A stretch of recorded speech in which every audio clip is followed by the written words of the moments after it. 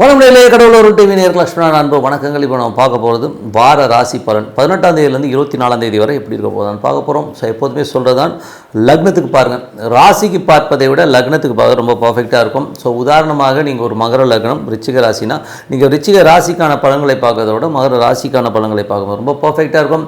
Video first வருது பொது பலன்கள் வரும். ஸோ அதுக்கப்புறம் தசாபுத்தி பலன்கள் வரும். ஸோ உங்களுக்கு என்ன தசாபுத்தி அந்தரம் நடக்குதோ ஸோ அதை மிங்கிள் பண்ணி பார்க்கும்போது ரொம்ப பர்ஃபெக்டாக இருக்கும்.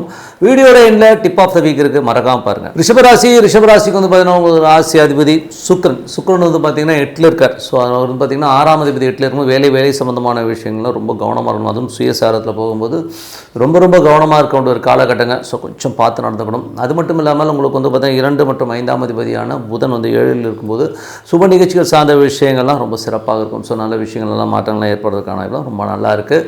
அதுக்கப்புறம் 3ஆம் அதிபதியில் 3ல் செவ்வாய் நீச்சமாக இருக்குது. ஸோ 3ல் செவ்வாய் நீச்சமாக இருக்கும்போது முயற்சிகள் சின்ன தடங்களோ இளைசவ சார்ந்த விஷயங்கள் சின்ன மன அழுத்தங்கள் மனக்காயங்கள் ஏற்படுவதற்கான ரொம்ப கவனமாக இருக்கணும். புதிய ஒப்பந்தங்கள்லாம் கையெழுத்து போடுறதுக்கு முன்னாடி 1க்கு 4 வாட்டி படித்து பார்த்தோ கொஞ்சம் பார்த்து பண்ணிக்கிறது ரொம்ப நல்லதுங்க. அதுக்கப்புறம் 4ஆம் அதிபதியான சூரியன். ஸோ 4ஆம் அதிபதி சூரியன் பார்த்திங்கன்னா உங்களுக்கு 7ல் இருக்கிறது. ஸோ நல்ல விஷயங்கள் நல்ல ஏற்றங்கள்லாம் வருவதற்கான ரொம்ப சிறப்பாக இருக்குது. சூரியன் குருடைய ஸ்தானத்தில் போகும்போது கொஞ்சம் அலைச்சல்களும் கொஞ்சம் நல்ல லாபங்கள் திடீர் லாபங்கள்லாம் கொஞ்சம் சின்ன ஸ்ட்ரெஸ்ஸஸ் போகிறதுக்கான வாய்ப்புகள் இருக்குது. அதுக்கப்புறம் எல்லாமே சிறப்பாக இருக்குங்க. அதுக்கப்புறம் பார்க்கும்போது உங்களுக்கு 6ஆம் அதிபதியான சுக்கிரன். 6ஆம் அதிபதி சுக்கிரன் பார்த்திங்கன்னா உங்களுக்கு 8ல் இருக்கும்போது வேலை சம்மந்தமான விஷயங்கள் ரொம்ப கவனமாக இருக்கணும். கடன் சம்மந்தமான விஷயங்கள் லோன்ஸ் எல்லாம் கொஞ்சம் ஜாகிரதையாக இருக்கிறது ரொம்ப அவசியம். வேலை செய்கிற இடங்களில் கொஞ்சம் விரோதங்கள் வருவதற்கான வாய்ப்புகளும் கொஞ்சம் பார்த்து நடந்துக்கணுங்க.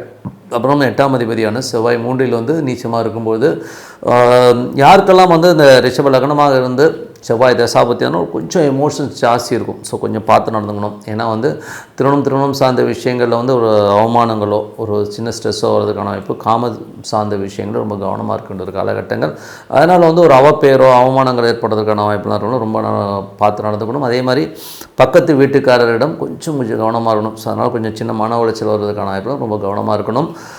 அதுக்கப்புறம் பார்க்கும்போது உங்களுக்கு 8ஆம் அதிபதியான குரு உங்களுக்கு ராசியிலே இருக்கும்போது நண்பர்கள் மற்றும் மூத்த சகோதர சார்ந்த விஷயங்கள் ரொம்ப கவனமாக இருக்கின்ற காலகட்டங்கள். அதுக்கப்புறம் வக்கரமாக இருக்கும். கொஞ்சம் பிடிவாதங்கள் சின்ன பிடிவாதங்கள் உங்களுக்கே வரும். இவன்கிட்ட நான் பேசணுமா அந்த மாதிரி விஷயங்கள்லாம் இருக்கும். கொஞ்சம் பார்த்து நடந்துக்கணும். அதுக்கப்புறம் பார்க்கும்போது உங்களுக்கு 9ஆம் அதிபதி 10ல் இருக்கும்போது தந்தை சார்ந்த விஷயம் நல்லா ஆபகரமாகவும் வெளிநாட்டில் ஒரு பெரிய பணம் வருவதற்கான வாய்ப்பெல்லாம் ரொம்ப நல்லா இருக்குது. இரட்டிப்பு லாபங்கள் வரதுக்கான வாய்ப்பெல்லாம் ரொம்ப நல்லாவே இருக்குங்க. அது மட்டும் இல்லாமல் பார்த்திங்கன்னா உங்களுக்கு 10ஆம் அதிபதி 11ஆம் அதிபதி ராகுடைய சாரத்தில் போகும்போது நல்ல வெளிநாடு சார்ந்த விஷயங்கள் பெரும் பணம் வருவதற்கான வாய்ப்புகள் நல்ல ஒரு விஷயங்கள்லாம் வரும். ஸோ அதெல்லாம் சிறப்பு தான். ஸோ அதை மற்றும் 12ஆம் அதிபதி 3ல் நீச்சமாகும் பொழுது நிறைய சந்தேகங்களால் தூக்கம் கெடுறதுக்கான வாய்ப்புகள் கொஞ்சம் மன உளைச்சல் வர்றதுக்கான வாய்ப்புலாம் ரொம்ப கவனமாக இருக்கணுங்க. ஸோ இதுவரை பார்த்து பொது பலன்கள். ஸோ இப்போ பார்க்க போகிறது தசாபுத்தி பலன்கள் எப்படி இருக்குன்னு பார்க்க போகிறோம். ஸோ ரிஷப லக்னமாக இருந்து சூரிய தசாபுத்தி அந்தரம் நடக்கணும். சூரியன் பார்த்திங்கன்னா உங்களுக்கு 7ல் இருக்காங்க. ஸோ 7ல் இருக்கும்போது நல்ல ஒரு மாற்றங்கள் வீடு நிலம் சார்ந்த விஷயம் நல்ல ஒரு அபிவிருத்தி வருவதற்கான வாய்ப்புகள் நல்ல சுபமாக இருப்பதற்கான வாய்ப்புகள் ரொம்ப நல்லா இருக்குது.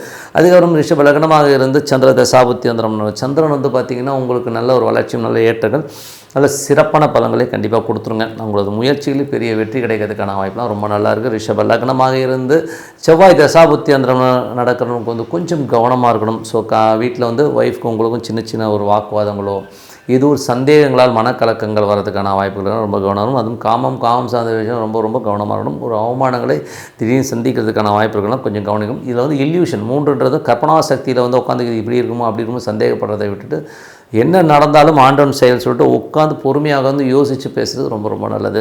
அதுக்கப்புறம் பார்க்கும்போது ரிஷப லக்னமாக ராகு தசாபுத்தி ராகு உங்களுக்கு 11ல் இருக்கார். அது தொழில் ரீதியான விஷயம் பெருத்த லாபங்களையும் மறைமுகமான நல்ல லாபங்களையும் கொடுப்பதற்கான வாய்ப்புலாம் ரொம்ப சிறப்பாக இருக்குது. ரிஷப லக்னமாக இருந்து குரு தசாபுத்தி குரு ராசியிலே இருக்கும்போது நண்பர்கள் மற்றும் மூத்த சகோதரராக சின்ன மனக்காயங்கள் ஒரு ஸ்ட்ரெஸ் டென்ஷன் வரதுக்கான கொஞ்சம் கவனமாக இருக்கணும். லாபங்கள் உங்களை தேடி வரும், நண்பர்கள் தேடி வரும். பட் இருந்தாலும் 8ஆம் அதிபதி என்பது அதனால் ஒரு சின்ன மன உளைச்சல் வருங்கிறதுனால கொஞ்சம் கவனமாக இருக்கணும். ரிஷப லக்னமாக இருந்து உங்களுக்கு வந்து சனி தசாபுத்தியந்திரம் நடக்கிறவங்களுக்கு வந்து பார்த்திங்கன்னா சனி வந்து பார்த்திங்கன்னா உங்களுக்கு வந்து 10ல் இருக்கா தொழில் ரீதியான விஷயம் பெருத்த லாபங்கள் வர்றதுக்கான வாய்ப்புலாம் ரொம்ப நல்லாயிருக்கு.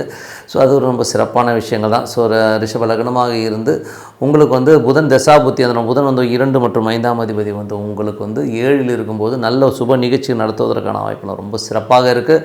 குழந்தைகளோட வளர்ச்சி வந்து ரொம்ப சிறப்பாக இருக்குங்க. ஸோ ரிஷப லக்னமாக இருந்து கேது தசாபுத்தியந்திரம் நடக்கணும். கேது வந்து 5ல் இருக்கும்போது குழந்தைகள் கொஞ்சம் வந்து எடுத்தறிஞ்சு பேசுறது, கொஞ்சம் வந்து சின்ன விஷயங்களை வாக்குவாதங்கள் பண்ணுறதெல்லாம் இருக்கும். ஸோ அதை மட்டும் கொஞ்சம் அட்ஜஸ்ட் பண்ணி போய்க்கணும். ஸோ ரிஷப லக்னமாக இருந்து சுக்கிர தசாபுத்தியந்திரம் சுக்கிரன் வந்து பார்த்திங்கன்னா உங்களுக்கு 8ல் பயணிக்கிறார். ஸோ 8ல் பயணிக்கும் போது வேலை சம்பந்தமான விஷயங்கள் ரொம்ப கவனம் தேவை. ஸோ அது மட்டும் இல்லாமல் உடல் ரீதியான விஷயங்கள் சின்ன பாதிப்புகள் ஒரு டென்ஷனாக வரதுக்கான கொஞ்சம் பார்த்து நடந்துக்கணுங்க. ஸோ கொஞ்சம் வாக்குவாதங்களை சண்டை சச்சரவுலாம் போகாமல் இருக்கிறது ரொம்ப நல்லதுங்க. ஸோ இது வந்து தசாபுத்தி பலன்கள். ஸோ என்னை பொறுத்தவரை நல்ல ஒரு பிரார்த்தனை நல்ல ஒரு லெவலுக்கு கண்டிப்பாக கொண்டு போகும். இப்போ பார்க்க போகிறது டிப் ஆஃப் த வீக் பணம். ஸோ எல்லோருமே வந்து பார்த்திங்கன்னா மேஜராக வந்து அலையிறதே வந்து பணம் தான். ஏன்னா வந்து மேஜராக வர முக்கால்வாசி கிளைண்ட்ஸ் பார்த்துட்டாலும் சார் எப்போ சார் பணம் ரொம்ப டைட்டாக இருக்குது சார்னு சொல்கிறதும், ஸோ கடன்கள் ஐயோ ஏகப்பட்ட கடன் இருக்குது சார் ஒன்றுமே புரியல சார் அப்படின்னு சொல்லிட்டு அல்லல் படுறதையும் வந்து நம்ம டே டு டே லைஃப்பில் பார்க்குறோம். நிறைய பேர் வந்து பார்த்திங்கன்னா நம்ம இந்தியாவிலே பார்த்திங்கன்னா எப்படியும் ஒரு 60-65% வந்து ஒரு கடன் சம்மந்தமான விஷயங்கள் வந்து உழல்றதை வந்து நம்ம பார்க்குறோம். ஸோ இதுக்கு எல்லாமே முக்கிய காரணம் வந்து பணம்ங்கிற ஒரு விஷயந்தான். ஸோ பணம் என்ன பண்ணோம், பணம் எப்படிலாம் பண்ணணுங்கிறதுக்கான வழி என்னங்கிறது தான் சொல்ல போகிறோம். ஃபஸ்ட்டு என்ன வழினா, என்னை பொறுத்தவரை சைக்காலஜி ஆஃப் இந்த ஒரு புக் ஒன்று படித்தேன், ஓகேங்களா, சைக்காலஜி ஆஃப் மணின்னு ஒரு புக்கு.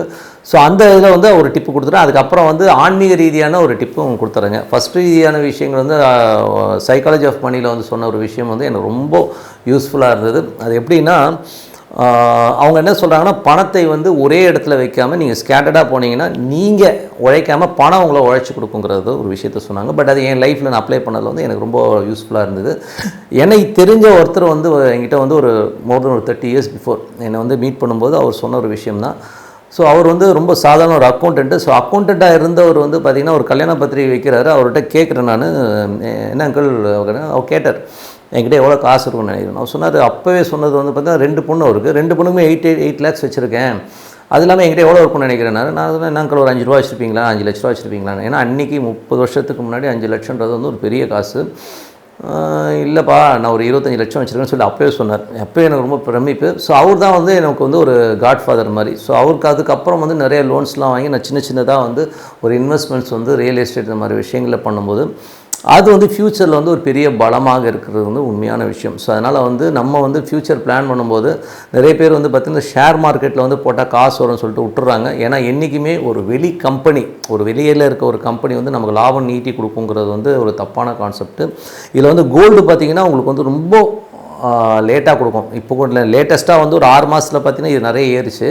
பட் ஜென்ரலி பார்க்கும்போது ஒரு ரேட் ஆஃப் இன்ட்ரெஸ்ட்டில் வந்து பார்த்திங்கன்னா லேண்டுங்கிற ஒரு விஷயம் வந்து உங்களுக்கு ஒரு 30% வருஷத்துக்கு வந்து உங்களுக்கு லாபம் ஈட்டி கொடுக்கும். அது எப்படி ஈட்டி கொடுக்கும்னா, ஒரு 1 லட்சம் போடுறீங்கன்னா அடுத்த வருஷம் வந்து 1,30,000, அதுக்கு அடுத்த வருஷம் 1,30,000 வந்து இன்னொரு 30%. ஸோ அந்த மாதிரி ஏறிட்டு போகும். பட் இது இமீடியட்டாக நடக்குமானா இமீடியட்டாக நடக்காது. ஒரு டைம், அதாவது எப்படின்னா ஒரு 5 years டைமில் வந்து இந்த பர்சன்டேஜ் கண்டிப்பாக ஒர்க் அவுட் ஆகும். இது வந்து நீங்கள் உழைக்காமலே வந்து உங்களுக்கு பணம் வந்து பல கோடிகளாக வர்றதை வந்து நீங்கள் கண்டிப்பாக வந்து லேண்டில் பார்க்கலாம். ஸோ லேண்ட் வச்சுருக்கவங்க மட்டும் இல்லை, உங்களுக்கு ப்ராக்டிக்கலாக நீங்கள் பார்த்தீங்களான்னு தெரியும். நீங்கள் வாழ்ந்த ஏரியாலே வந்து ஒரு லேண்ட் வந்து ஒரு 10 வருஷத்துக்கு முன்னாடி என்ன ரேட் இருந்தது, இப்போ என்ன ரேட்டு போகுதுன்னு நமக்கு எனக்கு தெரியும். ஸோ அதனால் வந்து மிடில் கிளாஸில் இருக்கவங்க, கஷ்டப்படுறவங்க, பெண் குழந்தைகள் வச்சுருக்கவங்களாம் வந்து என்ன பண்ணலான்னா, சின்னதாக வந்து ஒரு ப்ராப்பர்ட்டி எங்கேனாச்சும் ஒரு ஏன்னா சிட்டி லிமிட்லேருந்து ஒரு 10 கிலோமீட்டர் தாண்டி வாங்கலாம், ஒன்றும் தப்பு கிடையாது. அது பெரிய ஒரு பூம் ஆகும். அது ஃப்யூச்சரில் வந்து உங்களுக்கு கிரிப்பாகவும் இருக்குங்கிறது தான் உண்மையான விஷயம். இது வந்து tip number 1. So tip number 2 என்னென்னா, ஆன்மீகத்தில் வந்து பணம் வரணும்னா என்ன பண்ணலாம் அப்படிங்கிற ஒரு விஷயத்தை சொல்லுவோம். ஸோ அதில் வந்து பார்த்திங்கன்னா கிராம்பு. ஸோ கிராம்புங்கிறது ஒரு மெயினான ஒரு ரோல் ப்ளே பண்ணும். ஸோ அது வந்து பூஜை அறையில் வந்து கிராம்பு வச்சு பூஜை பண்ணுறது வந்து மகாலட்சுமி வந்து அங்கே வந்து ஆவாகனம் பண்ணுற மாதிரி ஒரு விஷயங்களை கண்டிப்பாக ஏற்படுத்தும். கிராம்பும் ஏலக்காயும் வச்சு நீங்கள் பூஜை பண்ணும்போது அந்த இடத்துல வந்து மகாலட்சுமி குடியிருப்பாங்க. அது மட்டும் இல்லாமல் வந்து நீங்கள் கிராம்பை வந்து வாயில் போட்டுட்டு ஓரமாக ஒதுக்கிட்டு ஒரு முக்கியமான டீலோ ஒரு பொருளாதார சம்பந்தமான விஷயங்களை பேசும்போது அங்கே வந்து அந்த இது வந்து வெற்றிகரமாக நடக்கும். அது மட்டும் இல்லாமல் அது பெரும் பணம் தருவதற்கான வாய்ப்புகளை கண்டிப்பாக ஏற்படுத்துங்க. ஸோ அது வந்து ரொம்ப சூப்பராக இருக்கும். அதுக்கப்புறம் பார்க்கும்போது கிராம்பு பொடியை சில பேர் வந்து சாப்பிடுவாங்க. ஸோ டெய்லி வந்து அந்த கிராம்பு பொடியை சாப்பிட்டு வந்தீங்கன்னா உங்களுக்கு வந்து அந்த ஒரு பாசிட்டிவிட்டி வந்து கண்டிப்பாக கொடுக்கும். ஸோ பணத்தை ஈர்க்கக்கூடிய ஒரு விஷயம் கிராம்புக்கு இருக்குது. அந்த கிராம்பு வந்து சின்னதாக ஒரு பேப்பரில் மடித்து நீங்கள் பர்ஸில் கூட வச்சுக்கலாம். ஸோ இந்த மாதிரி பண்ணும்போது கண்டிப்பாக பணம் வந்து ஒரு வேறு லெவலில் வந்து வருவதற்கான வாய்ப்புகள்லாம் இருக்குது. இருக்குது. ஸோ அதனால் வந்து இதையும் நீங்கள் வந்து முயற்சித்து பாருங்கள். இந்த டிப்ஸ் வந்து கண்டிப்பாக உங்களுக்கு உபயோகமாக இருக்கும்னு நினைக்கிறேன். ஸோ உங்களோட விடைபெறுவது உங்கள் லக்ஷ்மி நாராயணன். நன்றி, வணக்கம். கடவுள் அருள் டிவியை பார்த்தமைக்கு நன்றிகள். மேலும் இது போன்ற தகவல்களை தெரிந்து கொள்ள கடவுள் அருள் டிவியை சப்ஸ்கிரைப் செய்யுங்கள். மறக்காமல் பெல் ஐக்கானை கிளிக் செய்யுங்கள்.